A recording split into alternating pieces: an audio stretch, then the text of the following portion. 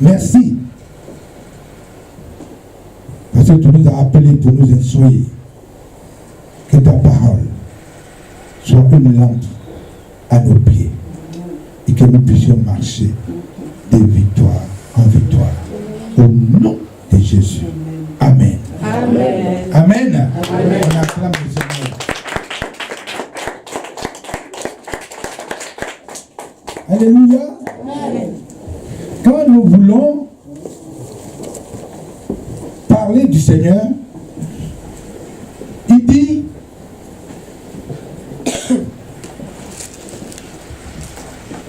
parle-leur, dis-leur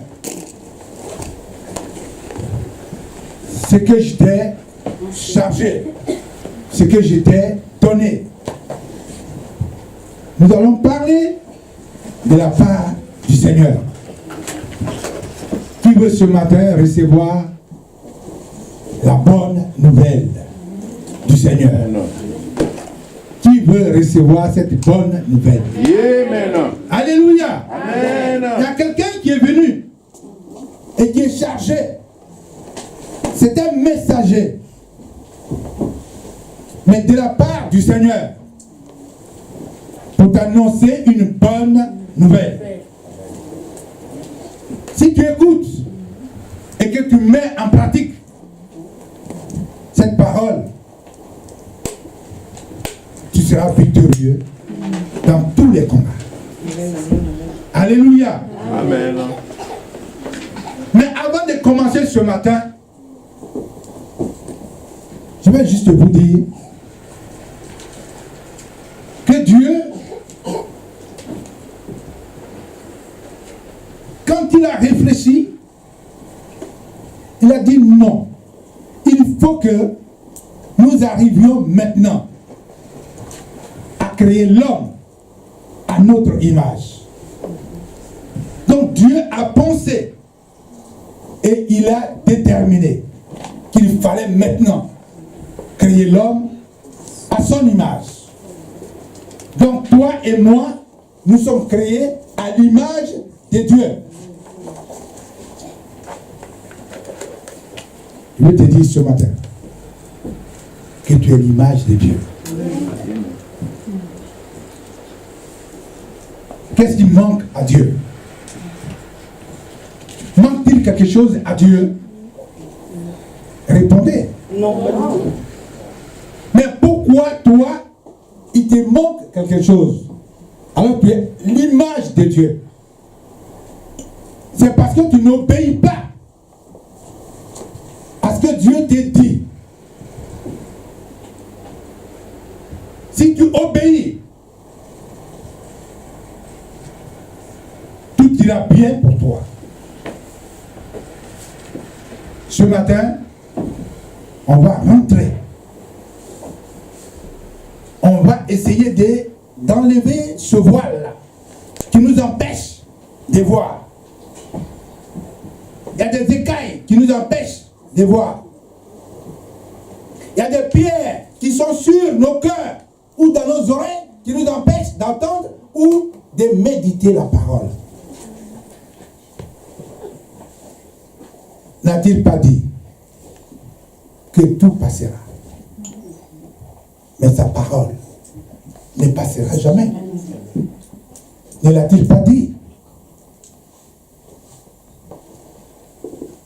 Ce matin, avant de commencer,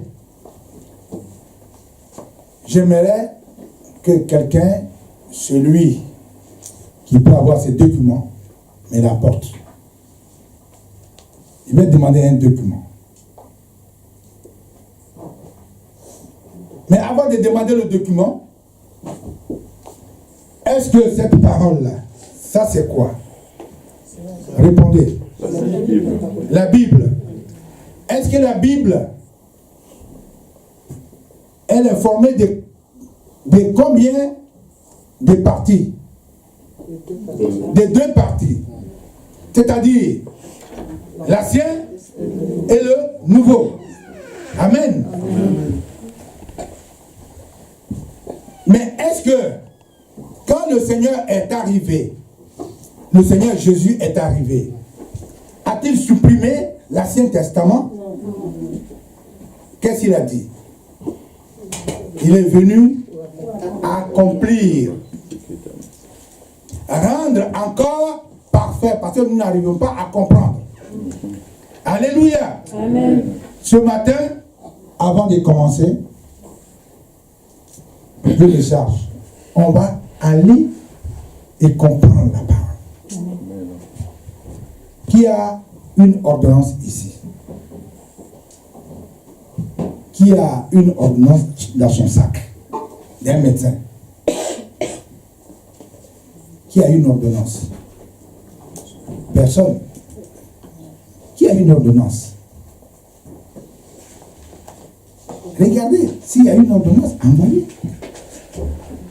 C'est une prescription d'un médecin. Alléluia. Envoyez l'ordonnance là. Oui. Merci mon fils. Ça, c'est une ordonnance. C'est ça, non? Qui doit avoir cette ordonnance-là? C'est celui qui est malade, non? Alléluia. Mais celui qui est malade, il doit avoir une ordonnance. Et quand il va chez le médecin va l'examiner et va lui dire, oui, pour la maladie que tu as, voilà, je vais te prescrire des médicaments. N'est-ce pas? Et il met sur l'ordonnance comment il doit prendre le médicament. Si tu arrives à ne pas prendre les médicaments comme lui, il a prescrit, et que ta maladie s'empire, est-ce que c'est la faute au médecin? Est-ce que c'est la faute au médecin? Mais si tu arrives à observer, à regarder, même si tu ne sais pas lire, tu vas appeler ton fils ou quelqu'un pour dire, enfin, lis-moi ça, je dois prendre tel médicament à quelle heure? Parce qu'il te prescrit des médicaments pour le matin, pour midi et pour le soir. Mais tu arrives à obéir. Alléluia. Amen. On obéit, non? Qu'est-ce qu'on cherche? La guérison. Ah, la guérison. Parce que ça, si tu n'arrives pas à obéir, ta maladie va s'empirer. Et tu ne veux pas être malade. C'est pour cela que tu es allé à l'hôpital. Mais maintenant que l'ordonnance est donnée, tu viens, tu plies l'ordonnance, comme ça, et puis tu fous ça dans la poche. Tu ne vas même pas chez le médecin, hein, mais tu as mis dans la poche. Et puis tu viens t'asseoir. Ah, j'ai mal. Ah, j'ai mal. On dit, mais il faut aller à l'hôpital. Oui, je suis allé à l'hôpital. Mais est-ce qu'on ne t'a pas donné une ordonnance? Oui, on m'a donné. Est-ce que tu as payé les médicaments? Non. Ou bien même tu payes les médicaments et puis tu viens, tu les parques ici. Tu les gardes. Pour les prendre, tu dis que tu ne peux pas les prendre. À qui la faute? Alléluia. À qui la faute? L'homme est créé à l'image de Dieu. Dieu nous donne une ordonnance. Et ce matin, si tu n'arrives pas, celui qui vient à l'église, c'est qui? C'est les bien portants? Non, c'est les malades aussi. C'est les malades qui viennent à Christ. Alléluia. Amen. Vous tous qui êtes fatigués et chargés, venez à moi. Il n'appelle pas les bien portants. Hein. Il appelle ceux qui sont chargés et fatigués. Il ne dit pas, bon, vous qui êtes bien portants, venez. Non. Quelqu'un qui est chargé et qui est fatigué, c'est qui? C'est celui qui est malade. Alléluia. Et ce matin, le Seigneur appelle. Il n'appelle pas n'importe qui. Celui qui est malade et qui est chargé, fatigué et chargé. Des fois, il y a d'autres qui sont fatigués. Mais ils ne sont pas encore chargés. Mais il y a un qui est dans les deux cas. il est fatigué et en même temps il est chargé. Amen. Et le Seigneur l'appelle. Il dit, il ne vient pas. Tu attends, mais tu ne viens pas. Tu es malade, tu ne vas pas à l'hôpital. Tu es allé à l'hôpital, mais l'ordonnance qu'on t'a donnée, tu es allé mettre ça sur ton paillasson. Là où on passe pour rentrer, ce n'est même pas arrivé à la maison. Tu t'en fous. Mais appliquez la parole. Mais respectez l'ordonnance. Et vous verrez la main de Dieu. Alors nous allons rentrer dans la parole. La parole nous dit, ma bien-aimée, c'est là, mais après tu vas prendre. Je vais prier pour ne plus que tu prennes les médicaments. Alléluia. Amen. Tu vas prendre les médicaments du Seigneur. Amen. Ce matin, le Seigneur veut nous parler de quelque chose. On a du mal à comprendre. Alors qu'on suit un Dieu qui est tout puissant. Quand on dit tout puissant, mais je ne sais pas comment vous calculez ça.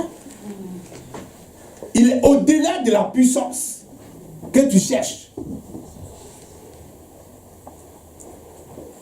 Tout puissant. Et ce Dieu, il nous parle ce matin. Est-ce que Dieu change? Non. Il ne change jamais. Il est le même. Il le restera éternellement. Dieu ne change pas. Il est le même. La Bible déclare, il est le même. Il est le même. Éternellement. Notre thème d'aujourd'hui, c'est l'indice. L'indice. L'indice. L'indice. L'indice. Un indice. I-N-D-E-N-C-E. L'indice. Amen. Amen. L'indice, c'est quoi? C'est quoi l'indice? Comme un repère. Un repère. Alléluia.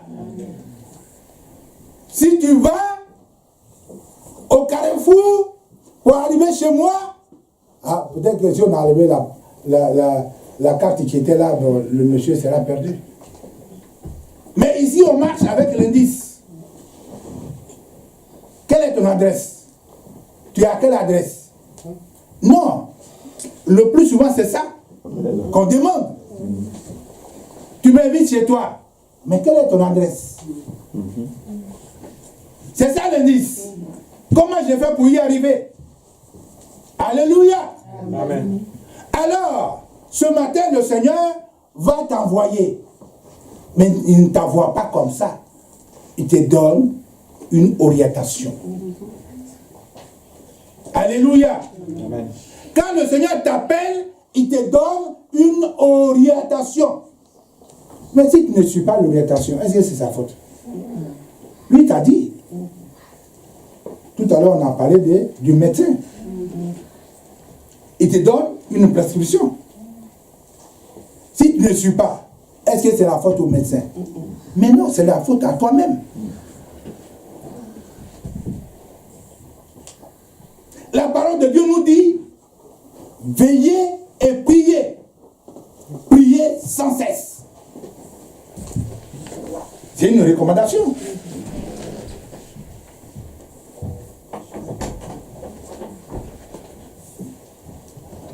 Nous allons lire Luc.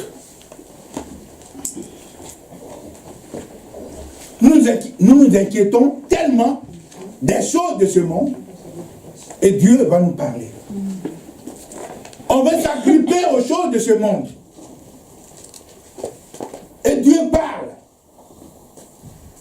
À cause de des choses de ce monde, on a même du mal à accepter la parole.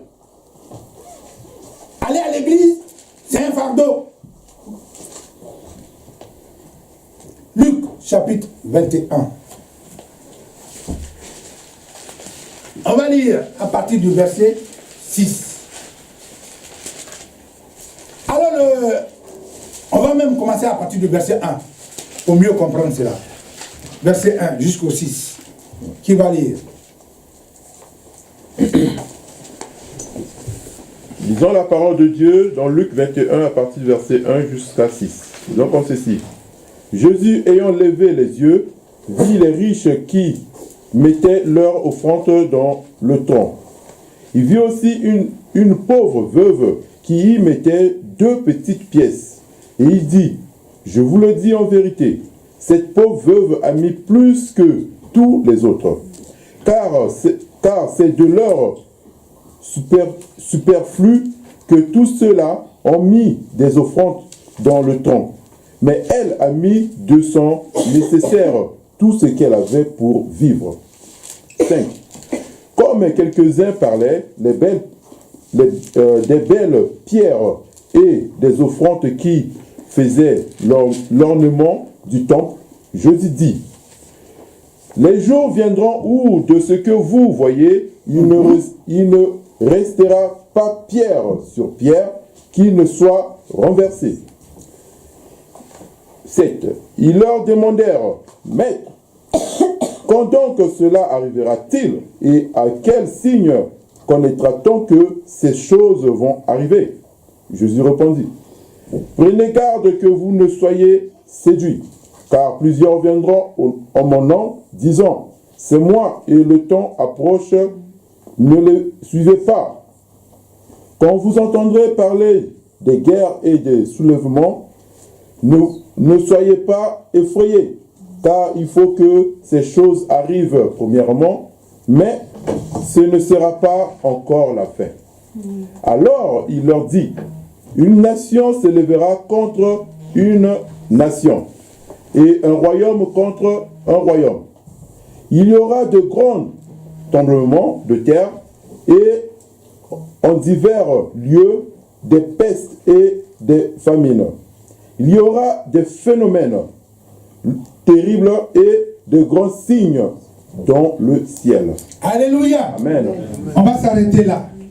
Voilà l'orientation que celui que tu suis ce matin te donne. Pour ne pas que tu sois perdu. Voilà que quand nous voulons faire des offrandes, la Bible nous dit que nous cherchons toujours à être remarqués. Pour dire que c'est nous qui avons mis assez d'argent. Donc quand on arrive là, devant le tronc, ben, on se pavane et on regarde tout le monde et on y verse.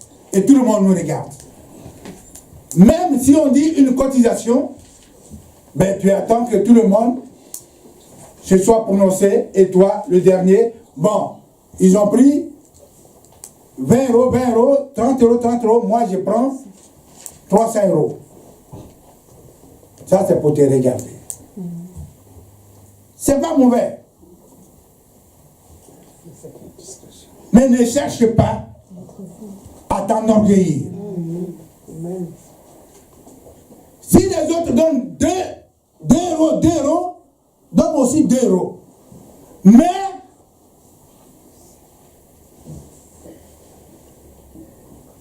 dans la cachette,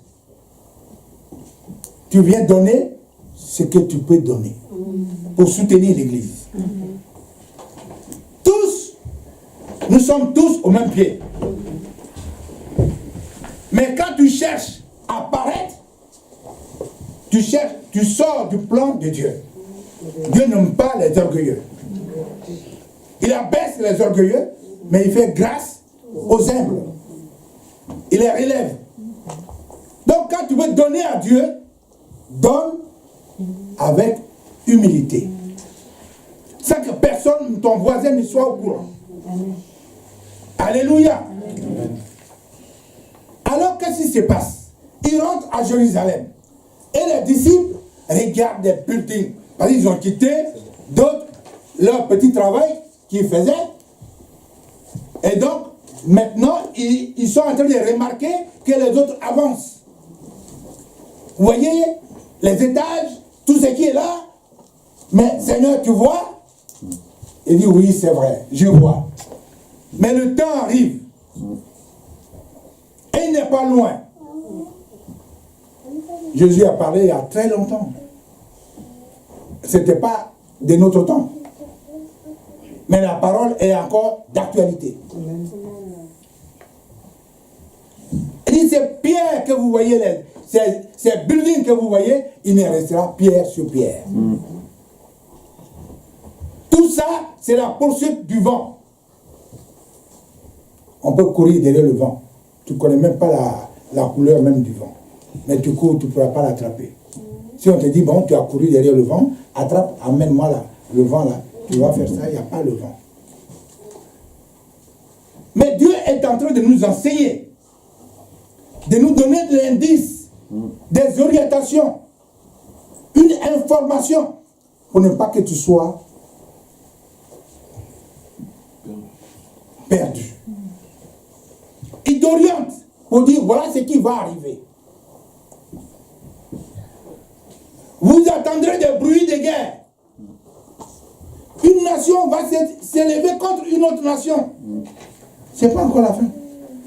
Ne vous la matez pas. Mais il faut que ces choses arrivent. Dieu nous avertit. Il nous enseigne. On a du mal à comprendre. On veut avoir ce qui est de ce monde. Mais la parole de Dieu nous dit, vous êtes dans le monde, mais vous n'êtes pas du monde. On a du mal à comprendre cela. C'est vrai qu'on est sur la terre. Mais cette terre-là ne nous appartient pas. Nous, c'est le ciel. Alléluia. Amen. Je pense que ici, j'ai déjà prêché sur le ciel. Peut-être que d'autres ont oublié. Mais là, ce jour-là, je disais que la Bible nous dit qu'il y a beaucoup de places là-bas. Et quand on va arriver là, on va se coucher. Même si mon coude te touche, je m'en fous. Mais il y a la place pour toi, il y a la place pour moi. On va dormir là-bas, nous tous. Alléluia. Amen. Mais il faut poser maintenant des actions pour mériter le ciel. Il nous dit clairement, n'amassez pas des trésors sur la terre, où il y a des voleurs, où il y a encore la teigne, la rouille, mais épargnez dans le ciel. On a du mal à comprendre. Il nous le dit. Juste, on va y arriver. Je vais vous dire une chose qui va vous faire peut-être réfléchir. Le Seigneur nous dit dans sa parole à Ecclésiaste chapitre 11 verset 1. Il va nous dire une chose. Ecclésiaste chapitre 11 verset 1. Qu'est-ce qu'il nous dit?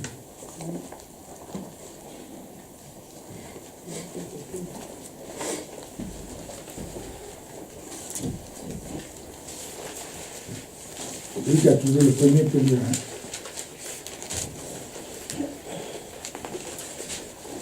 Disons la parole de Dieu. Amen. Jette ton pain sur la face des eaux. Ah, jette ton pain. Il te recommande ce matin, jette ton pain sur quoi? La face des eaux. La face des eaux. Et puis après? Car avec le temps, tu le retrouveras. Tu le retrouveras. Amen. Amen. Mais comment tu peux arriver à comprendre cela? De jeter son pain, le pain pour lequel j'ai souffert, de le jeter sur la surface, on dit des eaux. On n'a pas dit une petite rivière. Hein. Les eaux, quand on dit les eaux, c'est la mer. Hein. Ça s'en va. Ça, c'est les eaux. On ne peut pas calculer, c'est très grand. Et c'est là qu'on dit de jeter ton pain. Et avec le temps, mais quel temps? tu le retrouveras. Ce sont des indices. Aujourd'hui, j'ai un bien. Non, c'est pour moi. C'est à personne d'autre. On a du mal à partager. On a du mal à donner à l'autre. Quand tu donnes aux autres, tu jettes ton pain à la surface des eaux. Mais le pain que tu jettes dans l'eau, il y a le poisson qui est là-bas. Lui aussi, il guette le pain là pour le manger. Parce qu'il va être rempli d'eau, gorgé d'eau. Donc, le poisson va venir manger aussi le pain. Mais le tout ne va pas te revenir parce que ça sera aussi, il y a d'autres, ça va s'effriter dans l'eau et jusqu'à ce qu'une partie te revienne. Si tu jettes cela avec la foi, tu retrouveras ton pain. Mais tu vas le retrouver où? Au ciel. Si tu jettes maintenant, tu sais partager maintenant, tu retrouveras tout ce que tu as partagé dans le ciel. Alléluia. Amen. Mais la Bible nous enseigne beaucoup de choses. Il y a un riche qui vient et qui veut servir Dieu. Il dit, Jésus, je vais être avec toi. Jésus dit, c'est bien. Moi, je ne sais même où dormir. Hein. Les renards ont des petits trous où ils dorment, des tanières. Mais moi, je ne sais pas où je dors. Hein. Tu veux me suivre? D'accord. C'est bien, mais va. Et puis vends tous tes biens, donne-les aux pauvres, et puis viens sur moi. Il dit, oh non, toi, on ne va pas te suivre. Tout ce que j'ai gagné là, je vais le donner aux gens, et puis venir te suivre. Non, on ne peut pas te suivre. Le riche, la parole déclare qu'il ne rentrera pas dans le ciel. Il y a des riches qui peuvent rentrer. À moins qu'ils distribuent leurs biens à ceux qui n'en ont pas. Mais ceux qui s'agrippent aux biens et qui ne veulent même pas partager un peu, ceux-là ne rentreront pas. Mais quand il a dit ça aux riches, il est parti. La Bible déclare tout triste. L'homme ne veut pas se séparer de ses biens. Non, c'est pour lui. Pas pour quelqu'un d'autre. Lui, il a souffert, puis il a gagné. Mais c'est ça. Quelqu'un souffre pour que toi tu gagnes. Christ a souffert pour que toi tu vives. Alléluia. Amen. Il a payé le prix pour que toi tu vives.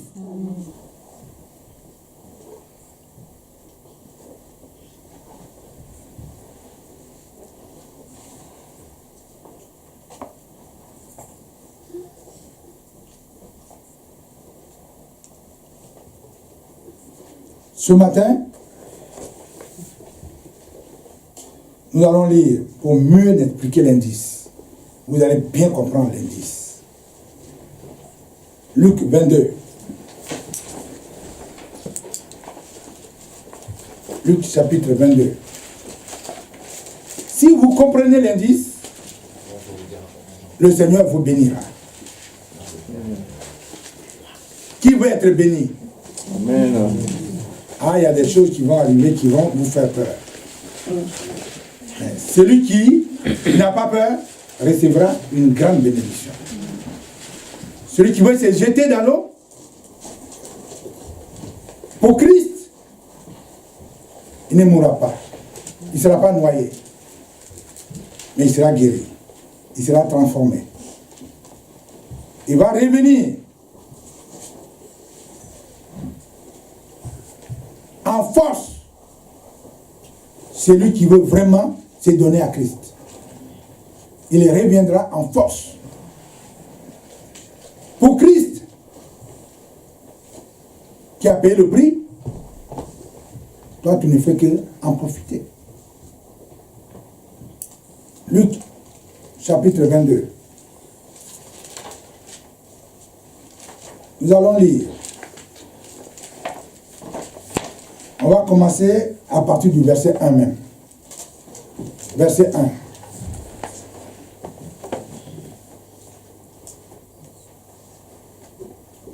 Nous allons lire la parole de Dieu. Amen. Je dis bien, quand tu dis, je lis la parole de Dieu avec vie, le diable, il n'est pas content. Il veut que tu la lises avec faiblesse. Mais tu déclares ce matin que je lis la parole de Dieu avec vie. Amen. Et là, il dit, ah bon, lui, il la lit avec vie. Moi, je voudrais qu'il la lise avec somnolence. Il est vaincu. Et donc, je dis, je lis la parole de Dieu avec vie. Et vous répondez, nous la recevons avec vie. Nous la recevons avec vie. Alléluia. Amen. Luc chapitre 22, à partir du verset 1. La fête des pains sans levain, appelée la Pâque, approchait. Écoutez bien. Les principaux sacrificateurs et les scribes cherchaient les moyens de faire mourir Jésus, car ils craignaient le peuple. Donc ils veulent passer par la fête où il y a beaucoup de monde, où il y a beaucoup d'agitation, où tout le monde est affairé pour pouvoir s'accaparer du Fils de Dieu. C'est un plan qu'on appelle le plan machiavélique. Or, Satan, entrant dans Judas, surnommé Iscariote, qui était du nombre des 12. Et Judas alla s'entendre avec les principaux sacrificateurs et les chefs des gardes sur la manière de livrer Jésus. Oui, les gens trouveront toujours une manière de te plonger, de te dénigrer, même si tu es bien. Ils feront tout. C'est pas sur toi que ça commence. Christ l'a déjà subi. Celui que tu cherches, celui que tu suis, a déjà subi cela. On dit tel père, tel fils. Donc si tu te réclames de Jésus, toi aussi, on va te torpiller. Alléluia. Amen. Ils furent dans la joie. Ah, pour livrer quelqu'un, ils sont dans la joie. Et ils convinrent de lui donner de l'argent. Après s'être engagé, ils cherchaient une occasion favorable pour leur livrer Jésus à l'insu de la foule. Le jour des pains sans levain, où l'on devrait immoler la Pâque, arriva. Et Jésus envoya Pierre et Jean. Écoutez bien. Écoutez très bien. Nous arrivons à l'indice. Il envoya Pierre et Jean en disant, allez nous préparer la Pâque afin que nous la mangions. Ils lui dirent, où veux-tu que nous la préparions? Jésus va répondre, voici, écoutez bien, il donne l'orientation, l'indice. Il dit, voici, quand vous serez entrés dans la ville, écoutez bien, hein, il leur dit, quand vous serez entrés dans la ville, vous rencontrerez un homme, pas une femme, un homme, portant une cruche d'eau, pas une cruche où il n'y a pas de l'eau, mais une cruche où il y a de l'eau.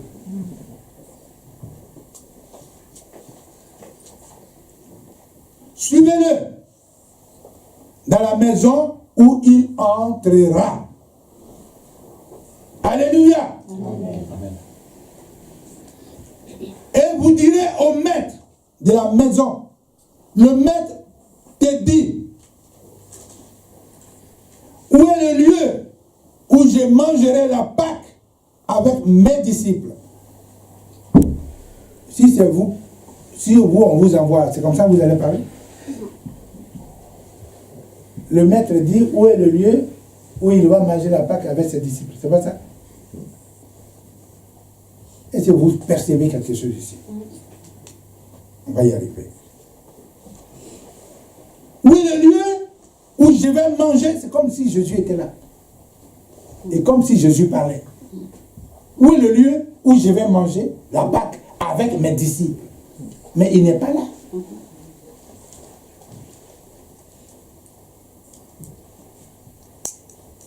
Et il vous montrera une grande chambre.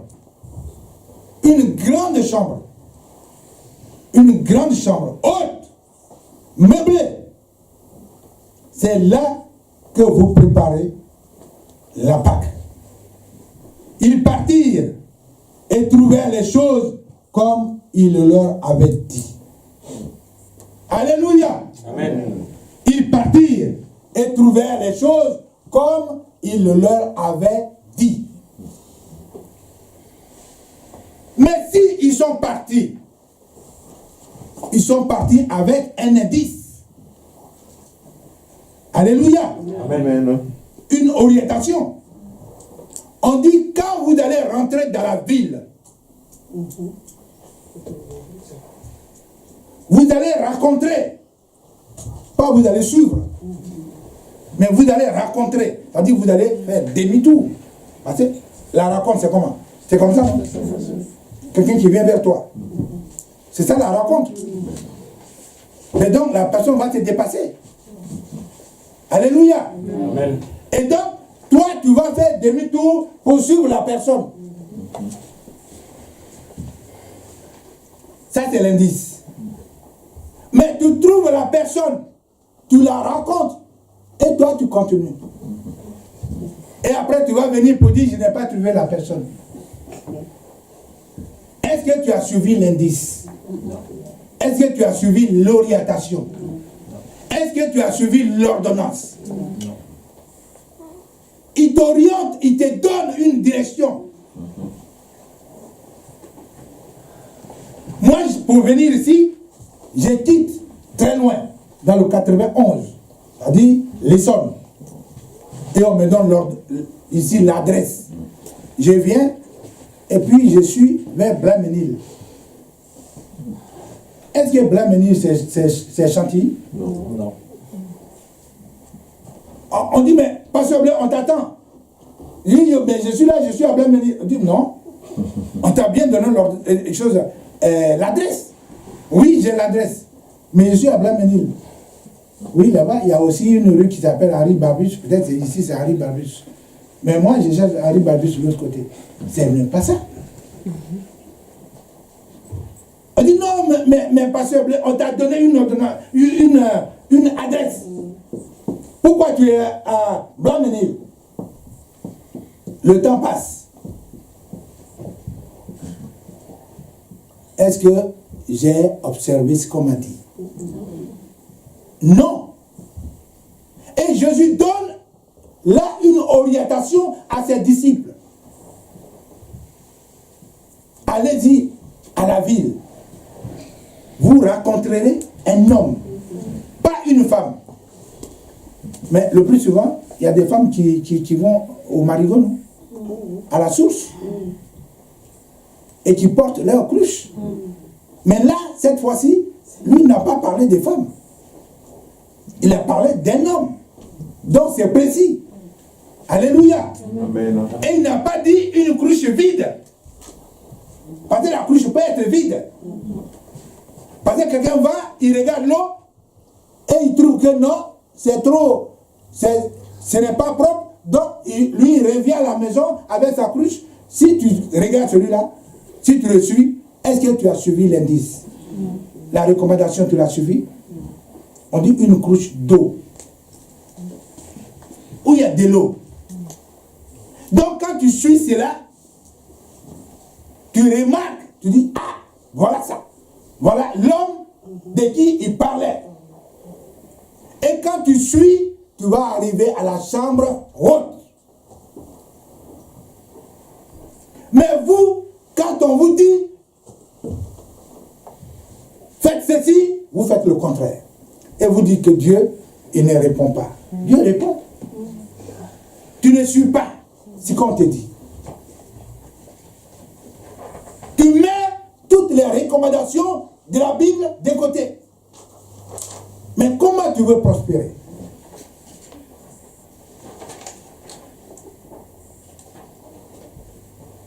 Dieu dit à son prophète Jérémie, qu'est-ce qu'il lui dit au sujet de la parole? Que ce livre de la loi ne s'éloigne point de ta bouche. Mais c'est pourquoi? C'est pour réussir. Mais de le méditer d'abord. Mais nous, on n'arrive pas à méditer la parole. Mais on demande la réussite. Qu'est-ce qu'on cherche? Il y a l'indice. Il faut regarder l'ordonnance.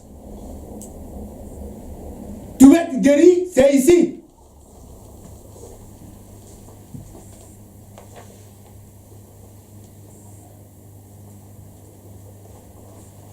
Alors, on suit. Là, on dit, mais Jésus n'est pas... Non, ce qu'il a dit, c'est pas vrai. Il a dit que je devrais être guéri, mais je ne suis pas guéri. Depuis là, je vais quitter l'église. Il a dit que je serais prospère, mais je ne suis pas prospère. Non, non, non. J'ai trop donné mon argent là-bas. Leur église dit, ah non, ce n'est pas la peine. Ce n'est pas l'église. C'est toi-même qui es le problème. L'église n'a rien à voir. Mais quand tu viens, c'est pour obéir à l'ordonnance. Comment tu vas prendre les médicaments?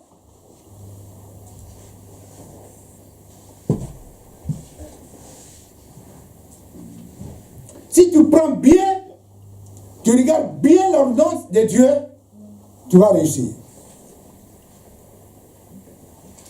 Alléluia. Amen. Je vais vous dire une chose. Qui veut venir ici? On va expérimenter quelque chose, vous allez comprendre. Qui veut venir là? Mon fils vient, comme toutes les grandes personnes ont peur.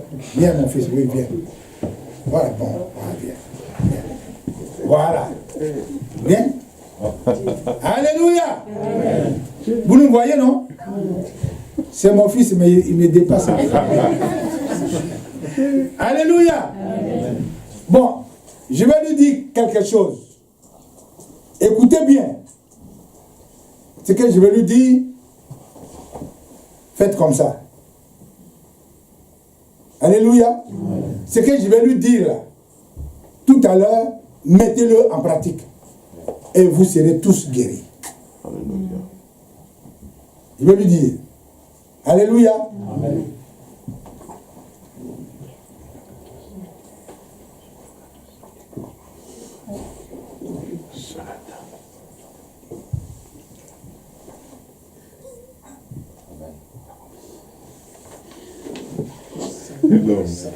Alléluia. Amen. Bon, vous avez compris? Non. Ah, mais pourquoi? Parce que vous l'avez donné là. À lui. Pas lui. Ah, vous n'avez rien compris? Non. Oh. Toi, tu as compris, non? Mais vous n'avez rien compris. Alléluia. Amen. La foi vient de ce qu'on attend.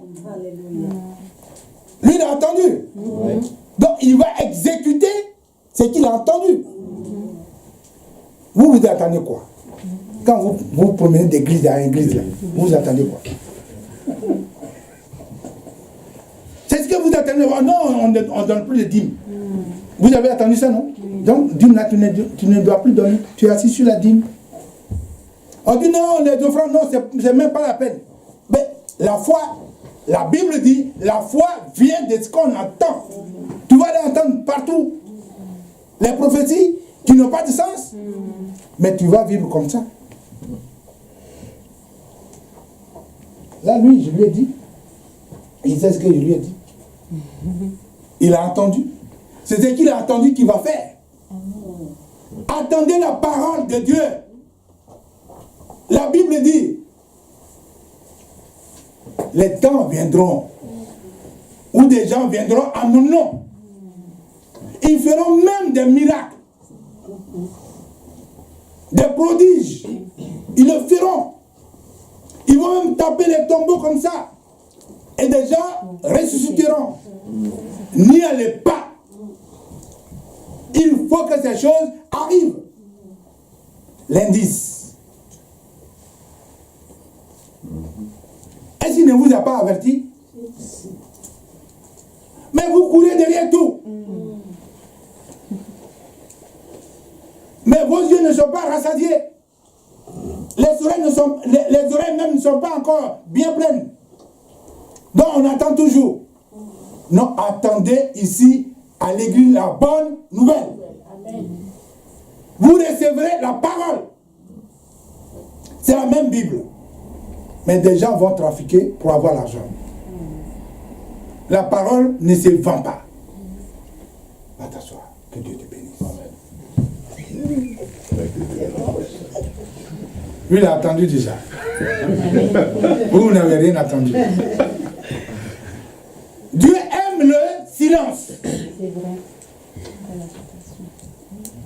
Il te parle en silence. Mais dès qu'il te parle, lui, je lui ai dit, je lui ai parlé. Est-ce qu'il a parlé à quelqu'un? Non, c'est pour lui. Mais dès que tu as fait un petit songe ou un rêve là, hey, tu as vu ça aujourd'hui? Voilà ça, ce que j'ai vu là. Voilà ce qu'on m'a dit. Voilà ce... Ah bon? Tu as tout raconté. Marie avait des amis. Quand elle a eu la visitation de l'ange, Marie n'est pas allée dire à ses copines que voilà ce qu'on me dit, ce que je dois être. La discrétion. Les chrétiens n'ont pas cela. C'est l'indice. On parle beaucoup. Et la Bible dit de se taire. C'est dans le calme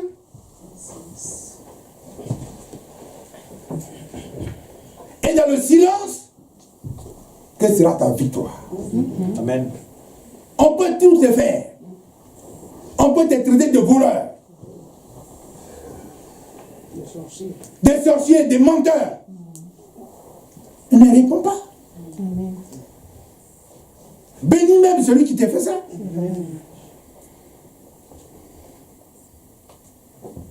Dans ton cœur, tu tiens ça.